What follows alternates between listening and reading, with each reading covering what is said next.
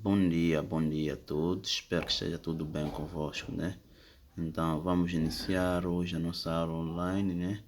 Referente à introdução à economia internacional, certo?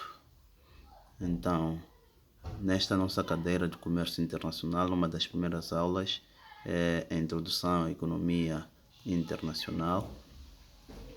Então, vamos saltar esse ponto, regras de convivência, observância dos horários. Então, vamos iniciar pelo próprio conceito de economia internacional, né? Dizem que a economia internacional é uma área de estudo que se dedica à avaliação e implicações do comércio internacional, de bens e serviços, de investimento internacional e finanças internacionais. Então, o que querem dizer com isso? Com isso quer-se dizer que a economia internacional é macro, né? Então, dentro da economia internacional, temos lá o comércio internacional. Então, o comércio internacional é estudado na economia internacional, assim como o investimento internacional e as finanças internacionais, nesse caso. E passando para o conceito do próprio comércio internacional, dizem que esse comércio muitas das vezes irá recorrer aos modelos microeconômicos, assim como, aliás, aos modelos microeconômicos para análise da economia internacional. O que seria o modelo microeconômico? A microeconomia, como bem sabem, aprenderam isso na cadeira de economia 1. Na microeconomia temos lá as famílias, as empresas, por aí em diante. Então, essa área de comércio internacional e usa esses modelos de forma a analisar a economia internacional. E temos como exemplo a procura e a oferta, o comportamento dos consumidores, as firmas, nesse caso que são as empresas, as estruturas do mercado e os efeitos e distorções do próprio mercado. Então, falamos aqui dos comportamentos do mercado, comportamento de compra e venda de mercado internacional. De seguida, também, não menos importante, temos o investimento ou finanças internacionais. Então, finanças internacionais têm mais a ver com os valores trocados ao nível internacional ou entre as nações, em que recorre aos modelos macroeconômicos. Macroeconômicos porque, como sabemos, que na macroeconomia temos aqui os estados e quem controla a moeda é o Banco Central. O Banco Central que é representante de um Estado. Então, é esse Banco Central que é responsável pela análise das taxas de câmbio, troca de uma moeda e outra, por aí em diante. Então, a própria taxa de desemprego, a inflação, o PIB e o PNB, por aí em diante. Então, tem uma nota aqui muito importante. Dizem que as pessoas podem estar conectadas ao comércio internacional como consumidores, investidores ou pela força de trabalho. Então, o que quer dizer essa nota? No comércio internacional, as pessoas podem entrar como consumidoras. Consumidoras em que sentido? Quando eu saio daqui de Moçambique e vou fazer as compras na África do Sul, então eu entro no comércio internacional como consumidor, porque eu fiz uma compra internacional, que seria a troca ou a compra de um produto no mercado internacional. Investidor. A partir do momento, vamos dar um exemplo prático de investidores, né? A partir do momento que um chinês sai da China e vem implementar um negócio ao nível de Moçambique, então entrou no comércio internacional como investidor. E pela força de trabalho. Acompanharam agora muitas construções, uma das quais é a ponte de Maputo-Catembe, né? Então, ali na construção daquela ponte, houve a importação da força de trabalho. Então, isso também faz parte do comércio internacional. Então, a China e Moçambique entraram no comércio internacional através da força de trabalho, em que a China forneceu a sua mão de obra a Moçambique de forma a construir a ponte de Maputo-Catembe. Certo? E prosseguindo, né? Temos aqui a periodização do comércio internacional no século XX, né? Então, como sabemos, o comércio internacional, ou como devem saber, o comércio internacional passou por vários períodos, sendo que o primeiro período refere-se ao período que antecede a Primeira Guerra até depois da Segunda Guerra Mundial. Então, o que aconteceu nesse período? Dizem que registrou-se um crescimento lento do comércio internacional devido ao decréscimo de vendas, porque alguns países, como os Estados Unidos, criaram barreiras relativas às taxas aduaneiras e a respectiva guerra e a questão da grande depreciação, né? Então, o que aconteceu nessa época?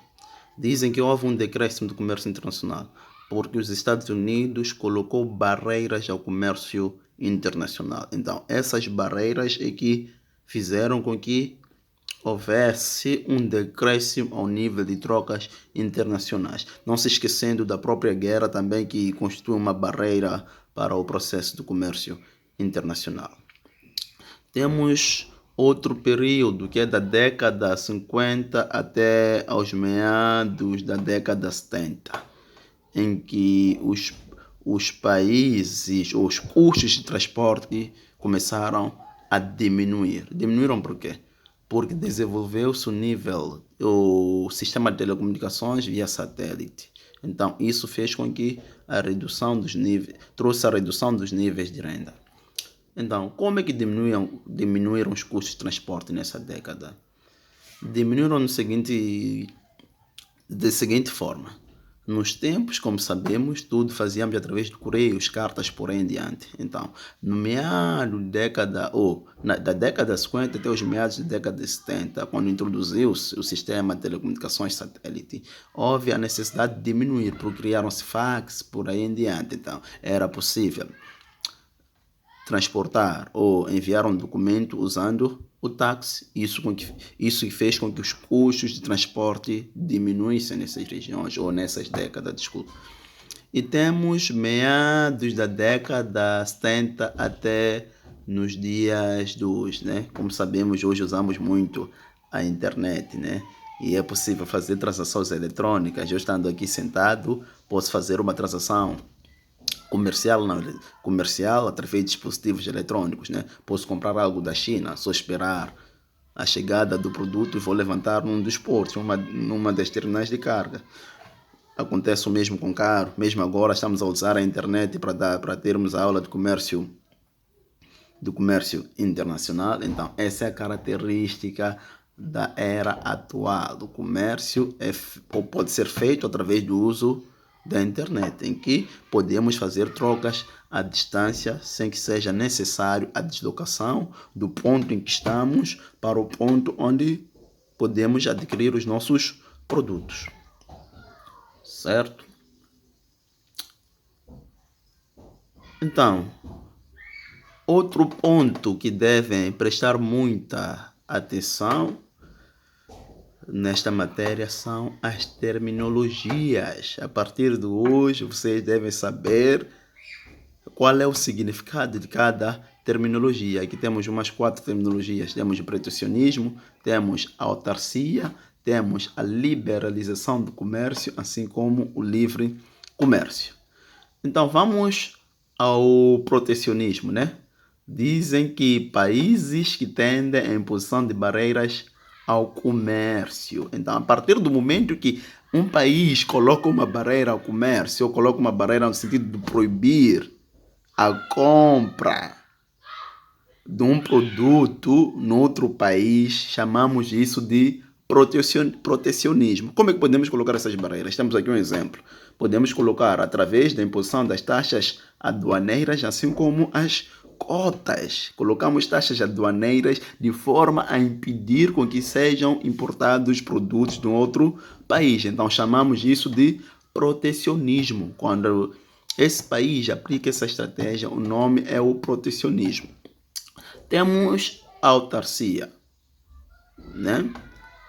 Algo raro, né? Mas como é que se sucede isso? Já disse que um país tem autarcia a partir do momento que o país está isolado. esse país não importa e nem sequer exporta, sobrevive apenas da economia local. Então, não há nenhuma importação, assim como exportação. Esse país é completamente isolado. Então, a isso damos nome de autarcia. Temos outro ponto não menos importante, que é a liberalização do comércio. O que seria a liberalização do comércio? Liberalização do comércio é a partir do momento em que os países tendem a reduzir ou eliminar as barreiras e algumas taxas aduaneiras. Então, verificar agora um exemplo da região SADC, né? Em que a troca de produtos entre um país e outro, para a entrada de produtos, há uma diminuição das taxas de comércio. Então, isso chamamos de liberalização do comércio, porque os países reduziram ou eliminaram algumas barreiras aduaneiras, nesse caso. E temos a questão do livre comércio. Então, no livre comércio não há nenhuma barreira aduaneira, não há nenhuma interferência do governo. Então, não há nenhuma cobrança das taxas aduaneiras. O Estado é completamente livre. Um exemplo típico, isso acontece entre os países da União Europeia. Ali há uma livre circulação entre os indivíduos que pertencem àquele bloco econômico que é a União Europeia. Então, há um livre comércio, não se coloca nenhuma barreira. Então, isso chamamos de livre comércio.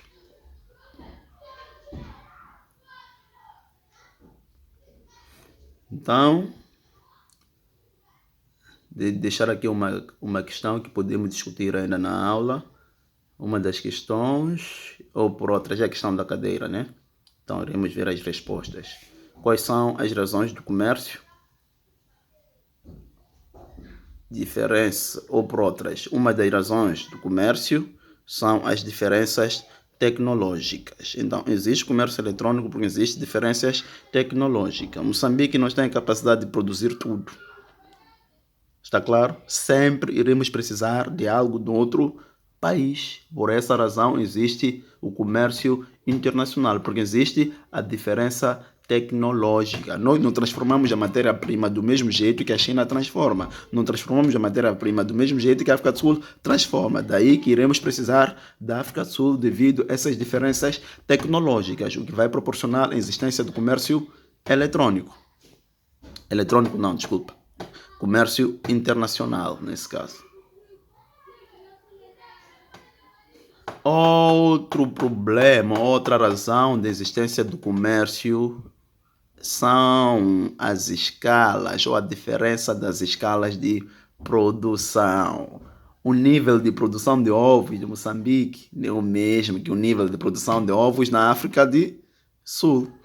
O nível de produção da madeira de Moçambique não é o mesmo nível que de China. Daí que China vai precisar de Moçambique para conseguir ter uma matéria-prima, que é a madeira nesse caso.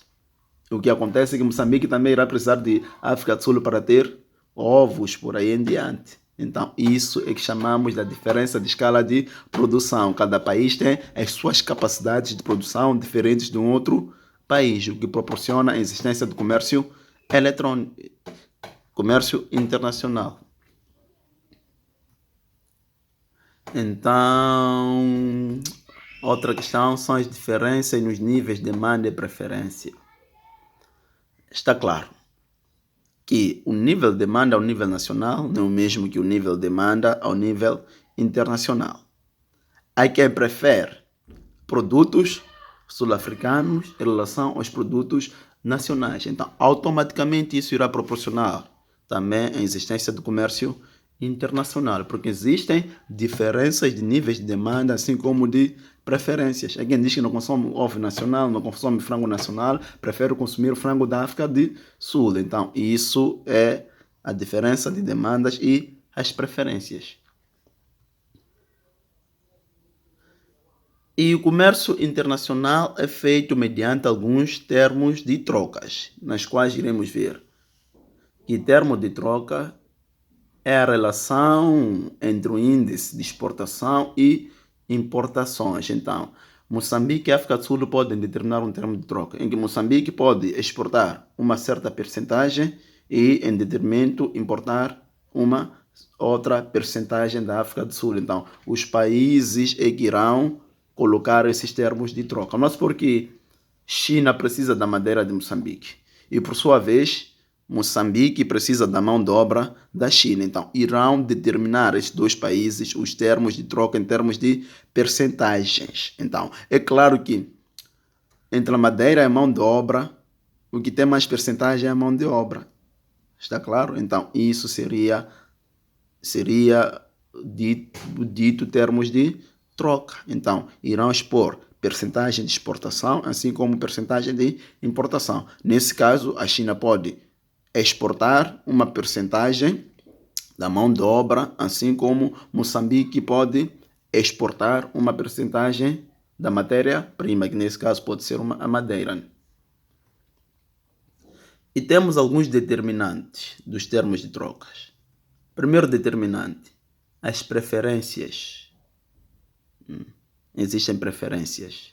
Então, pode determinar as percentagens de termos de troca. Preferências, incertezas, capacidade de persuasão, escassez, tamanho, qualidade, esforços, expectativas de relação futura, assim como as políticas do governo. Então, de uma forma resumida, tudo isso pode ser um determinante de um termo de troca. Se há mais preferências de produtos de China cá em Moçambique, então será um dos determinantes dos termos de troca.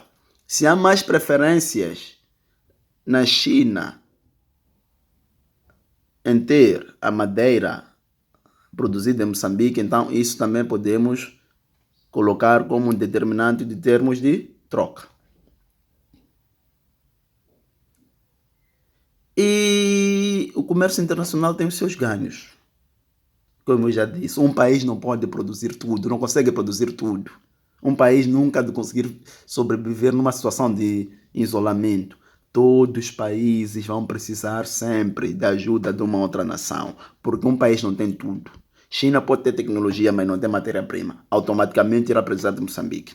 Moçambique pode ter matéria-prima e não tem tecnologia. Automaticamente precisa da China. Então, daí é que existem ganhos do comércio internacional. Então, um dos primeiros ganhos é a especialização. Especialização em que sentido?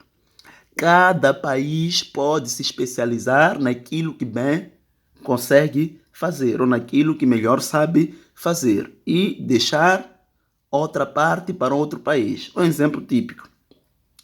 Se Moçambique não tem capacidades tecnológicas ou para produzir máquinas por aí em diante, pode se especializar apenas na produção da madeira e importar a tecnologia da China. Assim, e o mesmo pode acontecer com a própria China. Pode deixar de produzir a madeira e passa a se especializar em área tecnológica, porque sabe que irá importar a madeira de Moçambique. Então, esse é um dos ganhos. Outro ganho são os ganhos com o processo competitivo. Então, através do comércio internacional, os países podem tornar-se competitivos. Como é que tornam-se competitivos? Através das alianças que criam com outro país. Podem criar essas alianças de forma a serem mais competitivos numa determinada área. Então, deixar aqui um problema de reflexão, apenas para terminar a nossa aula, desculpa. E esse problema é o seguinte, diz o seguinte: imagina um dia comum em sua vida. Você acorda pela manhã e toma um copo de suco de laranjas que são cultivadas na África do Sul e uma xícara de café produzido no Brasil. De seguida, veste-se com roupas feitas de algodão, produzido em Moçambique, nesse caso, costuradas na França. Vai para a aula num carro feito de peças fabricadas em mais de 12 países espalhados pelo mundo. Então, devem comentar a afirmação, tendo em conta os ganhos do comércio internacional. Vejam a primeira aula que tivemos hoje, que fala de comércio internacional, introdução à economia internacional. E tente resolver esse problema que é muito simples e, a posterior, ainda na aula de hoje, podemos discutir. Então, cada pessoa pode trazer aquilo que é a sua ideia quanto a este problema de reflexão e juntos iremos discutir o mesmo problema. Então, espero que tenham percebido e espero que tenham aproveitado a aula neste novo modelo, né? E fico à espera das vossas dúvidas, reclamações, sugestões, de forma a discutirmos, né? Já que é um novo modelo e espero que dê mais sugestões acerca do mesmo modelo que podemos fazer de forma a melhorar ou de forma a facilitar aquilo que é a vossa percepção. Então, muito obrigado pela atenção de todos e espero dúvidas ainda hoje na mesma plataforma. Passe bem. Tchau, tchau.